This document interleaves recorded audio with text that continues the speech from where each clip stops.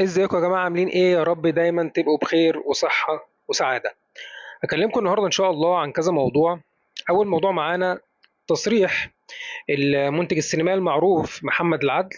طبعا هو يعني من عيلة العدل، وعيلة العدل معروفة دايما يعني باحتكاكهم الرياضي حتى. تلاقي واحد زملكاوي وواحد اهلاوي. كابتن محمد العدل اهلاوي طبعا، محسوب على النادي الاهلي انه راجل اهلاوي جدا يعني، واهلاوي محترم بالمناسبة. ففي تصريح ليه طبعا بخصوص شيكابالا. تاني موضوع معانا الصفحات الزملكاوية والإعلام الزملكاوي وإزاي بيتناول صفقة وسام أبو علي أو موضوع أو مشكلة وسام أبو علي. ده موضوع مهم جدا برضه. تالت موضوع طلب ريبيرو الغريب، مدير الفني للنادي الأهلي، طلب مهم جدا. الموضوع الرابع والأخير الصفقة المدوية للنادي الأهلي أو المهاجم الشرس بديل وسام أبو علي في النادي الأهلي. نبدأ بسم الله الرحمن الرحيم كده. أول موضوع المنتج محمد العدل طلع اتكلم. فاكرين لما قلت لكم الحلقة اللي فاتت إن يا جماعة بلاش حد يجيب سيرة شيكابالا، الراجل كويس وحش خلاص. لكن مدحت العدل اللي هو محسوب على نادي الزمالك برضه طلع يتكلم ويزايد ويقول لك ده زي كريستيانو، ده المفروض كريستيانو يجي له، ده المفروض ما اعرفش ايه. فبيحصل كلاش بين الجمهورين تاني. خلاص سيب الراجل بقى، اعتزل. حصل مشاكل، الراجل عمل مشاكل كتير وعمل بهدله كتير، وكان اسطوره بالنسبه لجماهير نادي الزمالك. جماهير النادي الاهلي مثلا شايفاه لا انه مش اسطوره، في كلاش في ما اعرفش ايه. الراجل كان مثلا اخلاقه مش كويسه، الراجل كان اخلاقه بقى كويسه بالنسبه لجمهور الزمالك، ايا يكن. الراجل وحش حلو خلاص، صفحه واتقفلت. ناس ليه انت بتفتح الكلام يعني مدحت العدل فتح الكلام خلاص. انا قلت من الحلقه اللي فاتت ما دام انت فتحت الكلام واتكلمت عن شيكابالا طبيعي بطبيعه الحال هتلاقي الناس بترد عليك. ففي نص الكلام ناس زملكاويه مناصرين هيردوا، ناس اهلاويه هيغلطوا، ناس زملكاويه هيردوا الغلط، وهكذا هتبدا المشاكل. والضحيه شيكابالا. فانت عايز تتكلم عن شيكابالا علشان تظهر بس، لان هو موضع النقاش دايما في حته انه مثلا بيغلط في جماهير الاهلي وجماهير الاهلي بترد عليه فيحصل المشاكل. المهم مدحت العدل قال بيقول ايه بقى؟ شيكابالا ليس اسطوره في كره القدم، لا شك ان موهبته كانت فريده من نوعها، ولم ياتي لاعب مثله من حيث المهاره. لكن عندما نتحدث عن لقب اسطوره فهناك معايير واضحه يجب توفرها، مثل عدد البطولات، الارقام القياسيه، والتاثير الممتد، وهو ما لم يحققه شيكابالا. استاذ محمد العدل كلامه عقلانيا صح جدا. انت حاسب اسطوره، انت بتقول عليه اسطوره، فقال لك لا هو مهاري ماشي مفيش مشكله ومهارته خارقه وهكذا، لكن اسطوره بيتقاس ببطولات، بارقام قياسيه، بتاثير ممتد. وده ما عملوش شيكابالا حتى على الاقل احترام. وده برضه للاسف ما كانش موجود في شيكابالا. انت شايفه اسطوره فده لنفسك. ده اللي قلناه ان الموضوع بتاع شيكابالا المفروض ينتهي ومحدش يفتحه، ولكن لازم ناس تفتحه عشان يحصل مشاكل برضه بين الجماهير. تاني موضوع معانا الصحف بقى الزملكاويه والقنوات الزملكاويه والاعلام الزملكاوي، السوشيال ميديا الزملكاويه اتناولت ازاي موضوع وسام ابو علي. عايزين يقارنوا موضوع وسام ابو علي زي زيزو. يعني ايه؟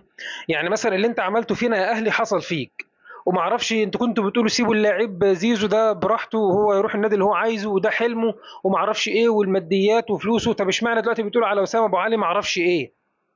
اشمعنى مش سايبينه يحقق امنيته وحلمه ويمشي من النادي الاهلي يروح نادي تاني ويروح الدوري الامريكي وهكذا؟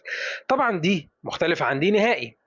طبعا انت لو فضلت تشرح للزملكاوي عمره ما هيقتنع. مش هيقتنع عشان خاطر هو مش فاهم، لا عشان هو مش عايز يقتنع، هو بس بيقول الكلمه اللي هي ايه، اللي هي يعني انت فاكرنا يا اهلي احنا بنضحك علينا وبيمشي مننا لعيبه؟ طب ما انت كمان اهو بتحصل معاكوا عادي يعني. انت يا اهلي ب 100 وش ومعاييرك مش واحده وهكذا وهكذا. لازم طبعا يعني المفروض مثلا ايه؟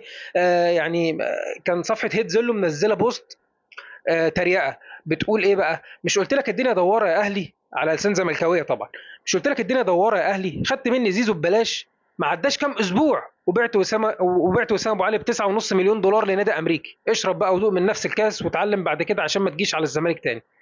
طبيعي لازم يتريقوا على الزملكاويه يعني المفروض ان انا خدت زيزو ببلاش، اللعيب اللي هو كان اعلى قيمه سوقيه فيهم وجاله عروض مهوله. فبيقارنوا بقى دي ان انا جبته ببلاش، بيقارنوها بقى بوسام ابو علي اللي انا كسبت فيه 20 ضعف. عقلية طبعا تعبانة يعني.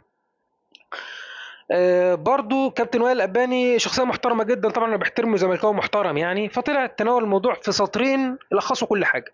هل هيقتنع الزملكاوي؟ لا طبعا، هيطلع يشتم في وائل الأباني لأنه مش واقف معاه. يا عم ما تقف معانا في التدليس والكذب بقى، انت ليه حقاني كده يا اخي؟ حرام عليك يعني. هم بيقولوا كده لوائل الأباني يعني. ولا بان قال لك ايه، موضوع زيزو مختلف عن موضوع وسام. كان من حق زيزو يروح للنادي اللي هو عايزه، لكن وسام لسه فاضل له 4 سنين، فمن حق الاهلي يحدد كل حاجه. زيزو كان حقه يبص لمصلحته. زيزو ما كانش ممسوك بعقد، لكن وسام ممسوك بعقد. كلام عاقل جدا وكلام محترم جدا. الطفل خلاص يقتنع بيه، لكن لا ماليش دعوه، انا عايز اغيظ الاهلي باي طريقه بقى، حرام عليكم. سيبونا اغيظ الاهلي باي طريقه. طبعا مش هيقتنعوا اكيد يعني.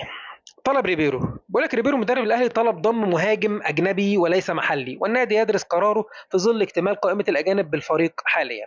طبعا يا جماعه انا مع قرار ريبيرو ان احنا نجيب مهاجم تقيل. ليه؟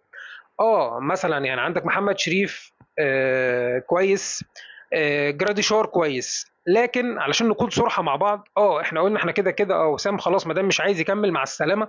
بس وسام، جراديشار ومحمد شريف ما يجوش نص وسام، دي معروفه. عندك لاعب مسدد، عندك لاعب بيضغط ضغط عالي طول المباراه، عندك لاعب هيدر، عندك لاعب فاولات، عندك لاعب بيعمل كل حاجه، عندك لاعب مهاجم متكامل حرفيا يعني. فانت لازم على الاقل تجيب لاعب قريب من نفس المواصفات او 80% من المواصفات على الاقل، يبقى المهاجم الاساسي بتاعك. بس فانا مع طلب ريبيرو جدا انه يجيب مهاجم، وبقول لك الاقرب للرحيل عشان خاطر قائمه اللاعبين المحترفين، ممكن يكون المدافع المغربي اللي هو اشرف داري، ممكن يكون هو الراحل ويضم مهاجم اجنبي، صفقه تقيله يعني.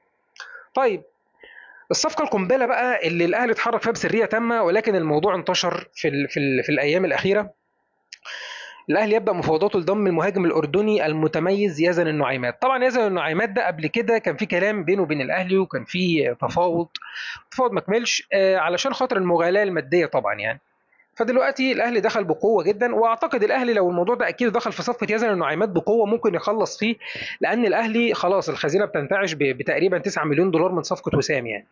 غير المميزات التانية ان هو لو احرز 10 اهداف هناخد مليون دولار، لو احرز معرفش قد ايه، في اصلا مميزات تانية. لكن الاهلي اقل حاجه اول قسط الاهلي هياخده 5 مليون دولار، وفي شهر واحد تقريبا هياخد 2 او 3 مليون دولار حاجه زي كده يعني. فدلوقتي الاهلي اقل حاجه هيستلم 5 مليون دولار من صفقه وسام، غير الفلوس اللي معاه اصلا يعني. فاذا النعيمات لا، الاهلي يقدر يجيبه. فالاهلي لو دخل في الصفقه، صفقه كويسه جدا وسوبر وقويه، وان شاء الله باذن الله الاهلي يخلص فيها وتبقى صفقه قويه جدا باذن الله للنادي الاهلي. ما تنسوش يا جماعه تعملوا لايك وسبسكرايب عشان تدعمونا، عشان نوصل لاكبر عدد من الناس. شكرا انكم سمعتوني. السلام عليكم.